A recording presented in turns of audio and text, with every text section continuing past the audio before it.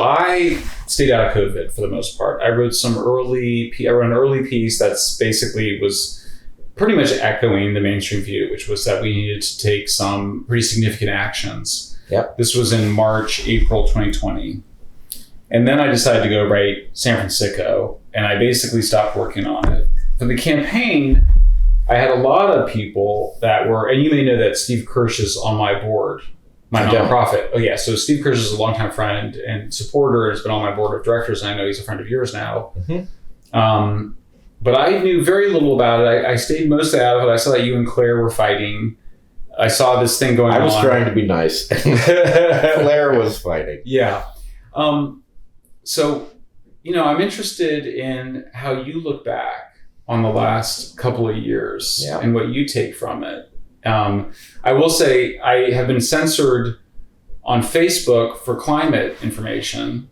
And then the only time I've ever been censored on Instagram was just a week ago for posting images of my tweets saying that mask mandates were pseudoscience. And what I tweeted out was from the New York Times. It was from David Leonhardt, his piece on mask mandates. So it's the only thing I've ever had censored. Tell me what when you look back over the last 2 years, and also just catch me with your views, because I'm sure I know your viewers know, but catch me up on that, and looking back, and how would you summarize it? There are a couple different threads there. Yeah. One, personally, I don't think I had any choice about what I did. I'm sure there are small things I could alter. There are a couple things I got wrong, which I wish I hadn't, but I thought, actually, in light of how much one could get wrong, that actually we got almost everything right. Okay. And that's important. But I mean, basically, when I came into the public eye, I came into the public eye for being the person who, faced with an accusation of racism, just said, no, that's not true. Right. I can establish that if you're willing to listen. And so the point is, I got famous, as it were, for saying difficult, true things. Yes. That's what I always do. Right. And the problem is, sometimes it wins you friends. Mm-hmm. And then it will turn some of those people to enemies on the next topic. Right. And my feeling is, look, you either signed up for somebody who will do that, in which case, there's nothing that guards me against being wrong other than the fact that I try really hard not to be wrong, because, frankly, reversing course is painful and costly. But, you're either signed up for somebody who will say the uncomfortable stuff, no matter how many people disagree with them, and no matter how forcefully, or you're not really on board with that. And so my feeling is, okay, I did what I always do. In this case, it had terrible effects in many regards. I mean, Heather and I lost more than half our family income in a single hour as YouTube demonetized both our channels. They remain demonetized. Wow. For things that we were right about. Right. But then you had a best-selling book. Best-selling book. We don't know how well it would have done if we hadn't been actively accused of spreading misinformation, which has now been redefined by the federal government, by the Department of Homeland Security, as malinformation. Have you gotten the memo? No. Oh, it's marvelous. It's marvelous. There are now 3 types of informational terrorism. One of them is misinformation. That's when you're incorrect about something. The next one is disinformation. That's when you're incorrect and you know it. Intentionally. And malinformation is when you're correct in a way that causes distrust of the government. So that might be where you ended up running afoul of Instagram or... Wow. Well, so back me up in terms of, all right, what did you get right? What did you get wrong? And what is the jury still out about on? Okay. Well, there's a question about what the evidence says. Yeah. There's a question about what people have now acknowledged. And there are big gaps here. So I would say that there are several major threads to the conversation. The first one is, where did the virus come from? I was very early on lab leak. I won't go all the way back into the history, but it became obvious very quickly that while some of the evidence was ambiguous, all of the evidence that wasn't ambiguous pointed to the lab and not to the wet market or to a cave. Okay. And, I said so. Okay. And I was pretty clear that I wasn't 100% sure of anything, but... So the three big issues, there's origin, masks, lockdowns, and vaccines. Would you say those are the four big issues related to the pandemic? No, I would say the three biggest issues are origin, early treatment, and vaccine safety and effectiveness. Okay. I would say there is a fourth that the public has yet to really understand is even an issue, but it is, which is the evolution of viral variants. Where are they coming from? Why do they look the way they do? What would we do if we wanted to shut them down? Right. So that's a fourth thread. And then there's the lockdown and mask question. Masks are actually one thing I got wrong. Early on, I thought I was one of the first people anywhere that I was aware of who was masking. In fact, at the point that it became clear COVID was going to transform the way we were interacting, at least for the time being, we had our studio was downtown, and my son and I would go late at night when we wouldn't interact with anybody, and we took all of the equipment to do our podcast out of this office space that we knew we were abandoning, and we moved it into our house, and we would go to the Home Depot and we would buy the stuff for our set, and we built this thing. And I got a reputation as the bandit of the hardware store because I was masking, right? Nobody else was masking. And then this is all in Portland? Yeah. Nobody's masking in Portland? Early on, no. I was masking way before they were. And is your view now that masks, do like N95s? Are you think N95s don't work? Or? I wouldn't say N95s don't work. I would say if properly worn, N95 masks have some effect. Right. But the mask mandates don't require an N95 mask. The cloth masks don't seem to work at all. I was struck on social media how much people mixed up masks and mask mandates. Right. They're the same thing, and they're not. Right. So that's easy. So then what about the vaccines? Well, hold on. Masks, I got wrong. Okay. Lockdowns, I think I got right, which was there was a place for lockdowns, but they needed to be more intense than they were.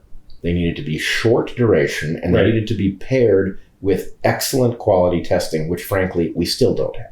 Right. Which I don't know. I can't imagine why we don't have it. I think that's a problem money would solve, and the fact that we haven't dedicated enough money to have tests that are worth anything is conspicuous to me. But I would have had, let's say, a painful 6-week, very intense lockdown. And the reason for that is that gives it enough time. Most of the transmission was at home.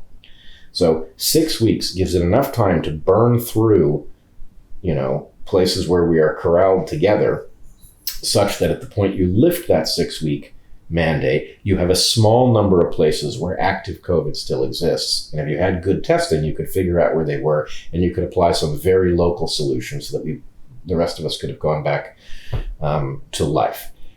Given that we never had good tests, I would not favor that plan. But were I in charge, I would have invested sort of an East Asian approach. Korea, Hong Kong. Well, yes and no. Good tests would be key, and then a epidemiologically sensible lockdown in which the virus was given a chance to be not contagious in any given group, so that you would have hotspots, but you could find them, and the rest of us wouldn't be infecting each other. So I think I had that right, but we don't know because we didn't do that. Okay. Lab origin, I think I clearly had right, and I think almost everybody now gets it. So the other two are early treatment and vaccines. Early treatment and vaccines, and you asked for vaccines first. Yeah. I initially was excited about the vaccines. I initially assumed that I would be vaccinated. I became, and Heather and I really, became immediately alarmed at the point that the vaccines were announced because of what was said about them, right? Heather and I because we're biologists, looked at what we were being told about these vaccines. And on the one hand, what a marvelous, fascinating way to vaccinate, right? This is a really radically different way of inducing an immune response. And, in our book, which was finished, we literally emerged from writing the first draft of the book that we then submitted to the publisher. We were in the Ecuador and Amazon finalizing the book. We emerged back to where our phones connected to the world and heard about the novel coronavirus. And so anyway, the book was written before COVID. It has an addendum that includes COVID, but the book is not about COVID. And in the book, we say vaccination is one of three great triumphs of medical technology, right? The other two being surgery and antibiotics. So we're big fans of vaccines, and these vaccines are really fascinating, and we were compelled that it was a pretty interesting idea, but we were absolutely alarmed at being told that they were safe because they couldn't possibly be, right? We didn't know that they did harm, but the point is safe means it doesn't do harm. And the gamble involved in this radical intervention in the immune system was so great that I thought, well, you're telling us that these aren't going to cause autoimmune disorders or tumors or neurological disruptions, right? It was just the number of things that these could induce that you would need years following them to know for sure that they didn't do it. And we were told, oh no, they're safe and we know it. We accelerated the process of testing. These are safe. And it's like, whoa, I know you just lied to me, right? And so the fact that they lied to us and said they were safe when they couldn't possibly know that caused us to think we weren't initially eligible because we're healthy and not that old. And so we were like, okay, we'll wait as long as we can, and we'll give time for an adverse event signal to show up, because that's the safer thing to do. And the longer we waited, the more frightening that picture became, right? So what is the state of this discussion? Well, I don't think most of the public has any idea yet how much harm has been done, right? I don't think the public has caught on to the fact that we either have no information on how dangerous they are because the one system we have for collecting that information is now dismissed, or we do know how dangerous they are and it's incredibly dangerous, but we have an adverse event signal that is greater than all of the other vaccines combined, over the course of 30 years. So the signal, we built a system to detect an adverse event signal. That system is firing off, alarms at an unprecedented level, and we're ignoring it. Now, the public does know about myocarditis, and it knows about blood clots, and so it knows that there's some sort of an issue, but it hasn't yet understood how deep the problem is. Hopefully, we will stop gaslighting the injured, and find out how many there are, find out how sick they are, and find out whether we can treat them. But for the moment, we're still pretending that it's a tiny number of people, which seems very unlikely. And then there's the toughest of all of these, which is early treatment. So we were effectively told that there was, you could either face COVID or you could be vaccinated. Well, that's only because we ignored the medicines that really do work. Right. And why, Steve Kirsch was advocate of this, and of course I saw the 60 Minutes that covered one of these trials, which was right here in Berkeley, by the way, at the local horse arena, where the workers, you remember this? Yeah. The workers got these two different early treatments. So for fluvoxamine. Yeah. So what's the deal there? Well, the deal is unfortunately of a nature that, there are two mutually exclusive ways of viewing it. Either those of us who believe early treatment works are all woefully misinformed and incapable of seeing that we've made an error, or something has spent mightily to prevent information on early treatments that work from making it to your doctor, your pharmacist, the mainstream media. I don't think this is ambiguous at all. The evidence is quite strong, but the sophistication of the campaign that has been marshaled to prevent that information from being understood is stunning. But it was on, fluvoxamine, is that Fluvoxamine. Fluvoxamine was on 60 Minutes, and it was incredibly compelling. So what happened with that particular? That's a great question. Because so we've got fluvoxamine, which is usually used for depression. Mm-hmm. We've got a strong signal that it is very effective against COVID. It's not part of the standard of care. And why is that? Because there's no money to be made is the obvious answer. Because it's a generic at this point? Is that why? Yeah. Is the story, I've read the story where sort of one of the reasons that they thought that these drugs or that fluvoxamine or other psychiatric drugs would work was because psychiatric patients were not getting COVID? Is that true? Or is that a sort of urban myth? I don't know. Steve would be the guy to ask about that. I have not been particularly excited about fluvoxamine because I think by and large, these psychological medications are a Faustian bargain, and we have better drugs. We have drugs that work better than that. What are those? Here's where things get very ugly. Yeah. There are two primary, and then there are a bunch of other things that seem to contribute. Okay. The two are ivermectin and hydroxychloroquine. Okay. Now, hydroxychloroquine is one I got wrong. I did not spot that early. I thought, I bought the story, right? At the point that Trump talked about hydroxychloroquine, and then, the scientific chorus erupted and said it doesn't work. We thought it was promising, but it doesn't work.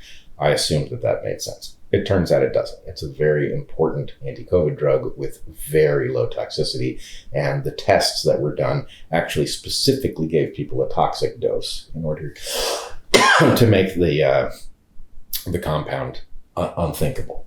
But it does, there's very strong evidence that hydroxychloroquine is very effective against COVID. There's equally strong evidence that ivermectin works. Ivermectin has two utilities in this crisis. One of them is that it is extremely effective at treating people who have COVID. Now, the earlier you give it, the better. Mm-hmm. And one of the ways that the evidence for its utility has been obscured is by making what are called underpowered trials that do things like treat people with too little or treat them too late in the course of the disease for it to be effective.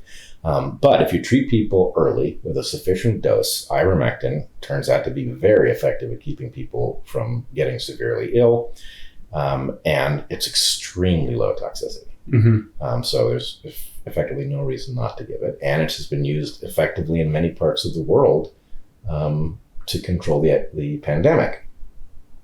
Now, the really interesting thing about it is because it's so safe as a drug, and it really is among the safest drugs that we have, it can be given without a positive COVID test. In other words, if you think you have COVID, we can just give it to you. Mm-hmm. And we're not putting you at significant risk. What's more, because it has prophylactic effectiveness, we can give it to the people you live with and keep them from getting sick. So I did get one thing wrong with ivermectin, which was I put too much weight on a study that came out of Argentina, which said the study was over 1,000 people, and it appeared to be 100% effective. And I thought, well, that's pretty powerful evidence. There was then some concern about the quality of the data.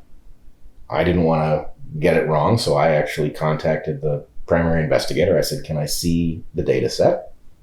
He did not provide the data set, and I became further alarmed that there was something about this study that was unreliable.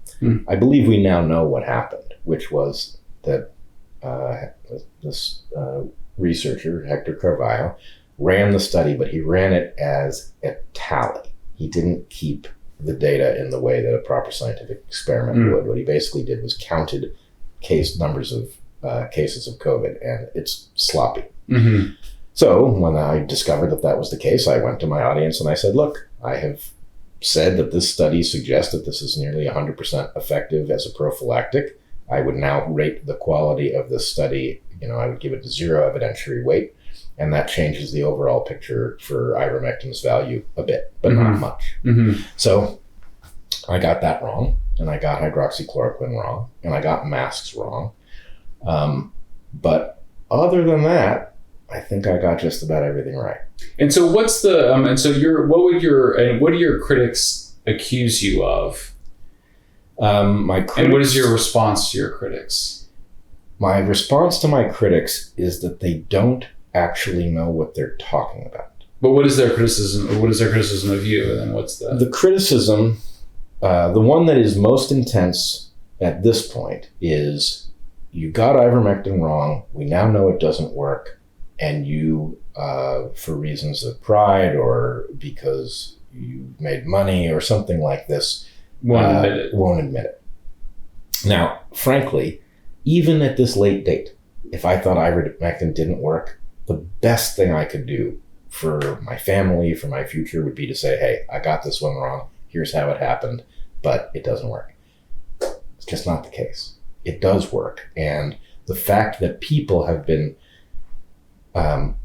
kept from having access to this drug and then been left with a choice. Do you want to be vaccinated or not? When the real choice is, of the available treatments and preventatives, which is the best from the point of view of the cost-benefit analysis, right? Likely, for almost everybody, and maybe even for everybody, these vaccines were far too radical in their mechanism of action to be contemplated. And for most people, they could be kept safe with these alternatives. The problem is, there wasn't any money to be made.